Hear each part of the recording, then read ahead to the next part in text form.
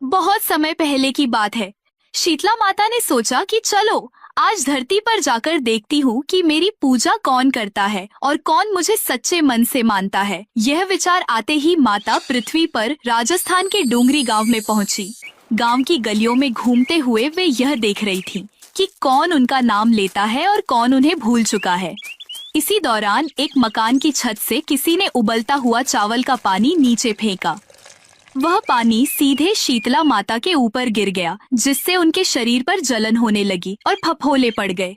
पीड़ा से कराहते हुए माता गांव में इधर उधर घूमने लगी और कहने लगी, अरे मेरा शरीर जल गया, मुझे बहुत दर्द हो रहा है, कोई मेरी मदद करो।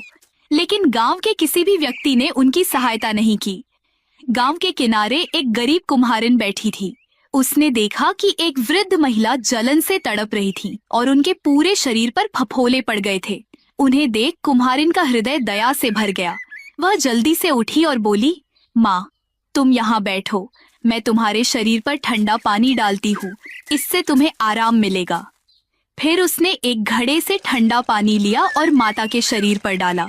इसके बाद कुम्हारिन बोली, माँ, मेरे घर में रात की बनी हुई रबड़ी और दही रखा है, तुम उसे खा लो, इससे तुम्हारे शरीर को ठंडक मिलेगी। जब शीतला माता ने वह ठंडी रबड़ी और दही खाया तो उन्हें तुरंत आराम मिला। शीतला माता कुम्हारिन की सेवा से प्रसन्न हुई। वे बोली, बेटी, मेरे सिर में बहुत खुजली हो रही है, क्या तुम मेरे सिर से जुएं निकाल सकती हो?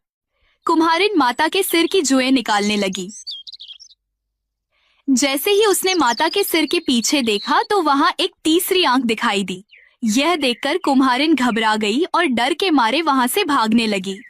तभी शीतला माता ने पुकारा, रुक जा बेटी, मुझसे मत डर, मैं कोई भूत प्रेत नहीं हूँ, मैं स्वयं शीतला माता हूँ। यह सुनकर कुम्हारिन माता के चरणों में गिर पड़ी।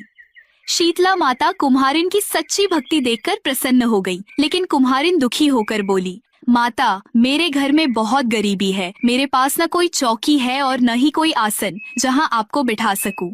शीतला माता मुस्कुराई और बोली, बेटी, चिंता मत करो, मैं तुम्हारे घर के बाहर खड़े गधे पर बैठूंगी।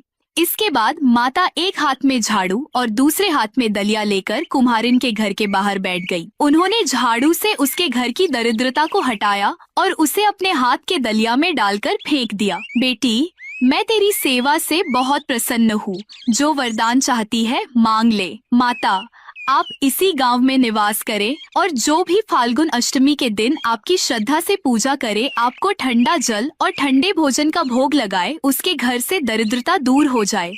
शीतला माता ने तथास्तु कहा और वरदान दिया, बेटी, इस घड़े के जल को अपनी झोपड़ी की छत पर छिड़क देना, कल इस गांव में आग लगेगी लेकिन तेरा घर सुरक्षित रहेगा। इतना कहकर माता अंतर्ध्यान हो गई। कुम्हारिन ने माता की आज्ञा मानी और अपने घर की छत पर जल छिड़क दिया।